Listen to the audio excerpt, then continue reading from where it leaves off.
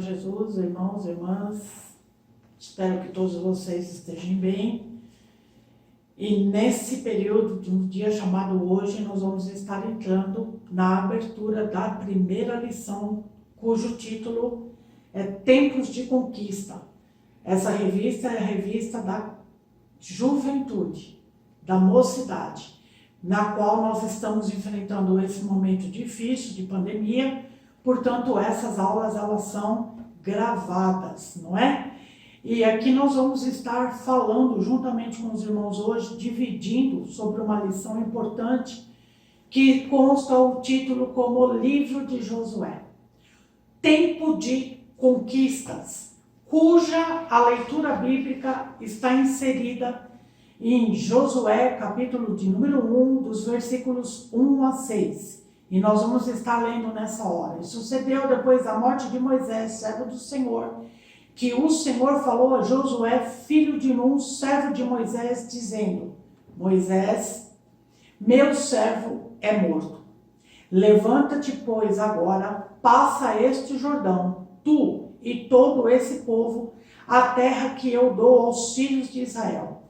Todo lugar que pisar a planta do vosso pé, vou-lo tenho dado, como eu disse a Moisés, desde o deserto, desde este Líbano, até o grande rio Eufrates, toda a terra dos heteus, e até o grande mar, para o poente do sol será o vosso termo.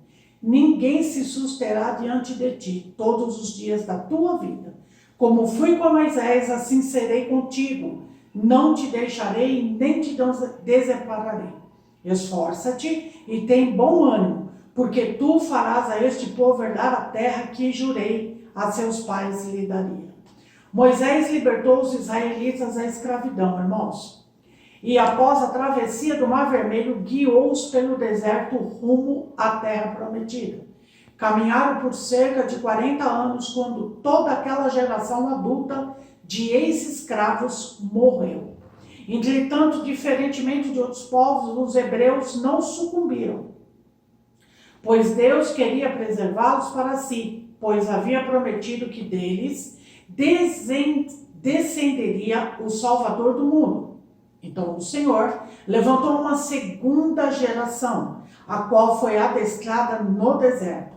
Ali, os novos hebreus viram grandes milagres de Deus. Conheceram a rebeldia de seus compatriotas e o resultado funesto que adveio para os desobedientes. O tempo passou, morreram Miriam, Arão e Moisés, e Josué foi escolhido pelo Senhor para conduzir o seu povo.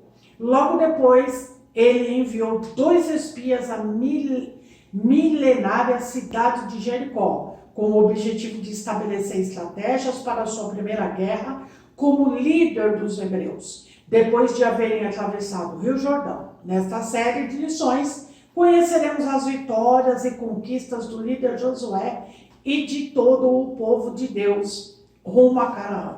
Sendo assim, irmãos, nós já vamos estar entrando aqui no tópico de número 1, que o título é O Livro de Josué. E aqui o comentarista vai estar discorrendo sobre este livro. É o primeiro livro histórico da palavra de Deus, da Bíblia, no Antigo Testamento. Josué é o primeiro dos livros denominados históricos das Sagradas Escrituras. Segundo os estudiosos, a obra começou a ser escrita por volta do ano de 1400 a.C., data aproximada da destruição da cidade de Jericó. A maioria dos teólogos acredita que o servidor de Moisés, Josué, filho de Nun, da tribo de Efraim, escreveu quase todo o livro, salvo o seu final, no qual se narra o seu falecimento.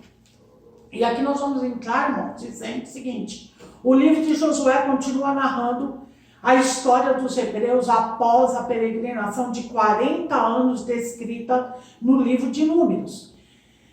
Entre Números e Josué, há apenas um longo discurso de Moisés com alguns fatos pontuais, dentre eles a morte de Moisés. Josué apresenta aspectos singulares, indispensável a uma vida cristã saudável, pois os principais espirituais nele escritos E os eventos registrados servem de ensinamento, admoestação e conforto para os cristãos de todas as épocas. Esse livro nós vamos ver histórias lindas, maravilhosas, que é onde esse povo precisou usar da pura fé em Deus, porque quem entregou essa terra a esse povo não foi arma, não foi experiência, foi a mão do Senhor em cumprir a sua promessa. E agora nós vamos ver, irmãos, aqui eu fiz algumas anotações, como que era o mundo, né, nessa época. Segundo as pesquisas históricas, quando Israel transpôs o Rio Jordão, por volta de 1400 a.C., muitos povos já estavam em estágio civilizatório bem mais avançado, mas outros, por seu turno, sequer existiam. No Japão, a primeira fase da civilização Jomon chegava ao seu apogeu. Em vários lugares da Europa, as populações começam a erguer vilas fortificadas. E aqui eu quero fazer um breve relato sobre esse povo, essa cultura japonesa, a Era Jomon, ou Era Neolítica, né? Teve seu início aproximadamente 8.000 anos antes de Cristo. Seus habitantes viviam da caça e pesca, mas com o uso de instrumentos de pedra polida. Os homens inventaram armas como arco, flecha e lança, úteis para a caça. Eles criaram uma cerâmica também, potes de barro, todo torneados, né? E depois de desenhados em relevo com uso de cordas. Serviu para cozimento de alimento e para o seu armazenamento também de alimento ou de algum outro item que eles entendessem ou julgassem necessário.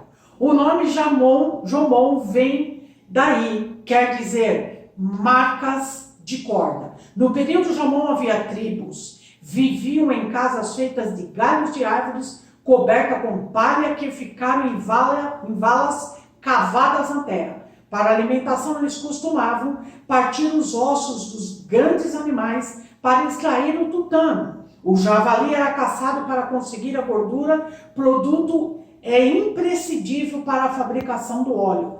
Do veado conseguia-se a pele para o vestuário de inverno. Animais como os cães também foram introduzidos nessa comunidade, incorporado nessa comunidade, e eles eram usados durante as caças. Quanto ao gato, acredita-se que teria vindo de outras regiões, o mesmo acontecendo com o porco e com o cavalo. Então nós vamos ver, irmãos, que nessa época aqui já existiam algumas civilizações, umas muito já avançadas e outras no começo. Mas como nós vamos continuar lendo aqui. No Peru, mais ou menos nesse período, foi iniciado o uso de instrumentos metais, porém não havia civilização na América do Norte, sendo que o primeiro povo surgiu no México, os Olmeca. Há milhares de anos, entre as fronteiras do México e Estados Unidos, os Olmecas fundaram uma civilização desenvolvida entre 1500 e 1200 a.C., graças ao aprimoramento de técnicas agrícolas. Escavações recentes que se teria sido o primeiro povo a criar um código escrito em todo o mundo ocidental. Além disso, outras especulações sugerem a criação de uma bússola e a adoção do número 0 no desenvolvimento de operações matemáticas. Aí, irmãos, o primeiro povo surgiu no México, por volta de 1500. O Império Assírio viria a surgir 1.200 anos antes de Cristo. E somente em 21 de abril de 753 a.C. seria fundada a cidade de Roma. Naqueles dias, o Egito era um país rico, não obstante houvesse perdido a mão de obra escrava dos hebreus. Quanto à Babilônia e à Síria, que ao longo da história destruíram muitas nações, hoje já não existem em Israel. Porém, uma nação formada inicialmente por ex-escravos mostrou ser um projeto que deu certo, sendo atualmente um país de primeiro mundo, conhecido como Israel. Canaã. O território de Canaã, a denominada Terra Prometida, tinha aproximadamente 290 quilômetros de comprimento, por 65 quilômetros de largura e ficava a 480 quilômetros do Egito para o sul, a 1.100 quilômetros para o nordeste. Encontrava-se Nínive para o leste e também a 1.100 quilômetros a Babilônia. Mais além, a 1.600 quilômetros, localizava-se a Pérsia para o noroeste. A 1.300 quilômetros a Grécia e após a 2.400 quilômetros a cidade de Roma, fundada posteriormente à conquista da Terra Prometida. A Terra Prometida era uma estreita faixa de terra no Oriente Médio. Deus poderia ter prometido que eles iriam conquistar o mundo, mas não. O Senhor estabeleceu apenas aquilo que seria necessário para o seu povo fazer a diferença na terra. Por isso, ao longo da história, Israel nunca se notabilizou como povo conquistador, como outras nações. Os hebreus sempre buscaram até os dias de hoje somente a herança prometida por Deus. Então, nessa primeira parte, nós conhecemos como era o mundo antigo e qual era a extensão em quilometragem do ponto central, onde encontrava-se Canaã, dos demais territórios e cidades, uma mais perto, outra mais longe. E o Senhor Deus aqui, ele sempre buscou, orientar o povo da terra prometida para que sempre estivesse fiel a ele e firme nas suas conquistas. E aí o comentarista deixa aqui algo para a gente pensar. Por que Deus não estabeleceu a terra prometida com dimensões continental, mas preferiu dar uma estreita faixa de terra entre nações poderosas? Deus não anelava que seus filhos dominassem o mundo, mas que prosperassem no lugar onde foram plantados, abençoando todas as nações da terra. No tópico de número 2, irmãos, nós vamos ver o propósito, a divisão e o valor do livro de Josué.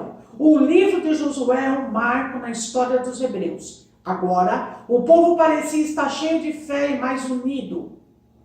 Assim, Josué, o escritor do livro, teve como objetivo apresentar uma visão do seu chamado, o milagre da travessia do Jordão, a devoção e a obediência do povo, bem como das campanhas militares para conquistar a terra que Deus havia prometido. Mais tarde, o salmista declarou: pois não conquistaram a terra pela sua espada, nem o seu braço salvou, e sim a sua destra, a tua destra, e o teu braço, e a luz da tua face, porquanto te agradasse deles, como está escrito no Salmo de número 44, versículo 3.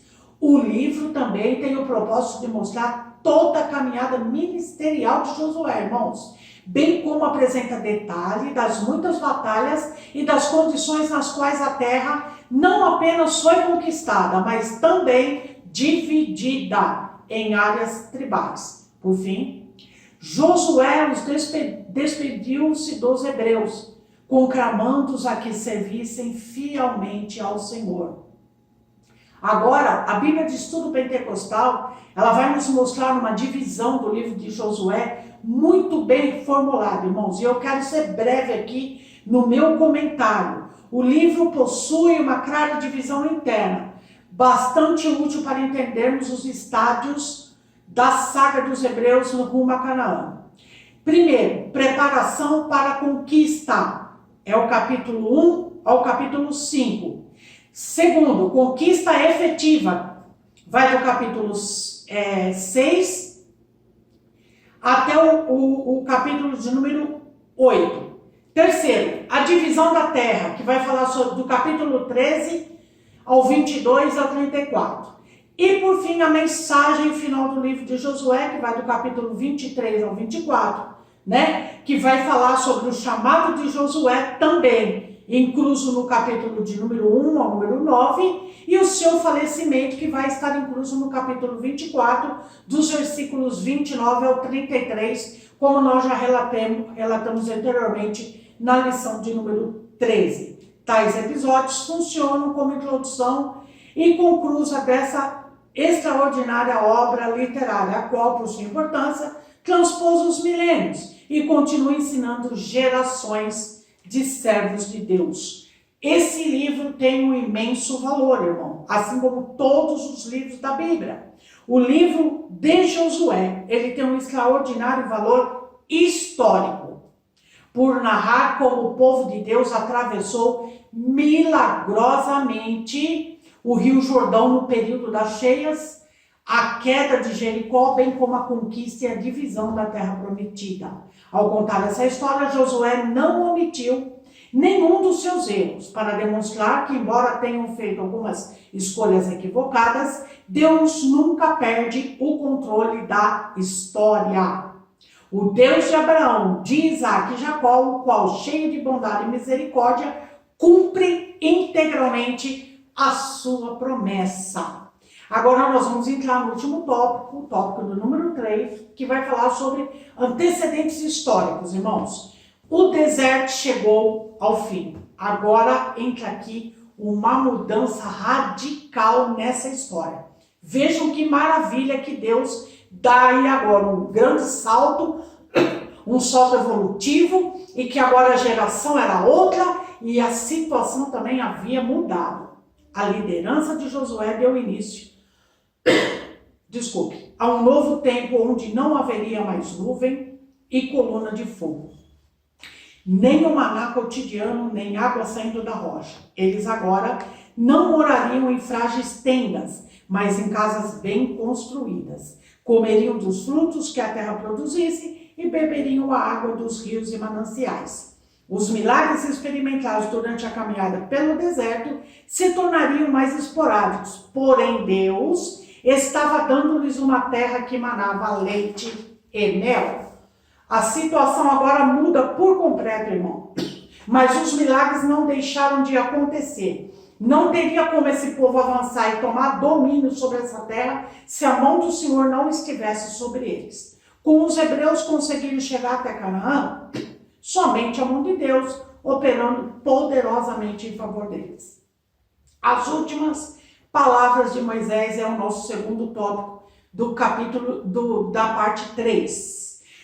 Com o fim da caminhada pelo deserto, o povo chegou à fronteira da terra prometida e, por orientação do Senhor, Moisés convocou uma reunião com todos, pois ele sabia que morreria em breve, sem entrar em Canaã. Entretanto, o povo precisava ouvir mais uma vez todos os mandamentos do Senhor. Os hebreus estavam cheios de fé e boas expectativas, diferente do que ocorrera 38 anos antes, quando Deus reprovou toda uma geração. Aquela geração que o Senhor Deus tirou das mãos e do domínio de Faraó foi reprovada por Deus. Agora, para entrar na terra prometida, eles teriam de enfrentar um obstáculo: as águas do Rio Jordão. Não seria fácil, irmãos. A expectativa de que algo poderoso da parte de Deus aconteceria e que teriam grande vitória transformou-se numa certeza entre os hebreus. Assim, Deus os aprovou, pois sem fé é impossível agradar a Deus, como está escrito no livro de Hebreus, capítulo 11, versículo 6. Deus agora entra, usa a fé do povo e realiza milagres.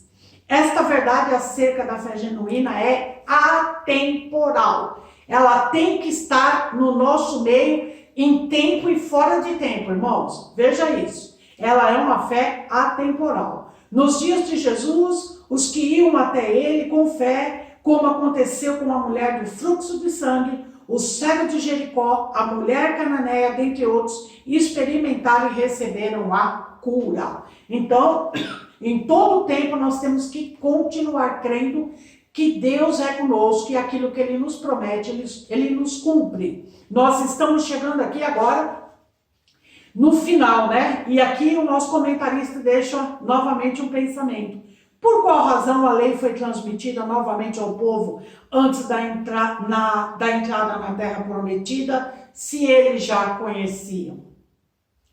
A falta de fé em Deus impede-nos de ver o sobrenatural. Deus se agrada da nossa fé e da nossa obediência. E aqui nós deixamos aqui a nossa primeira aula dessa lição maravilhosa, que vai falar sobre Josué, os grandes feitos que o Senhor continuou fazendo através desse líder após a morte de Moisés, para continuar avançando e tomando posse daquela terra que manava leite e mel, a qual Deus havia prometido. Eu quero te convidar a participar conosco da próxima lição de número 2, que esteve sendo realizada em 12 de abril desse ano, na qual nós só estamos gravando ela agora, cujo título é O Chamado de um Líder. Vamos fazer uma oração e terminar essa primeira parte. Senhor Deus e Pai, eu quero te louvar e te bendizer, te agradecer por essa oportunidade. Que o Senhor continue nos capacitando e nos dando entendimento sobre essa aula. Em nome de Jesus, isso é o que eu te peço. Amém. Que Deus os abençoe.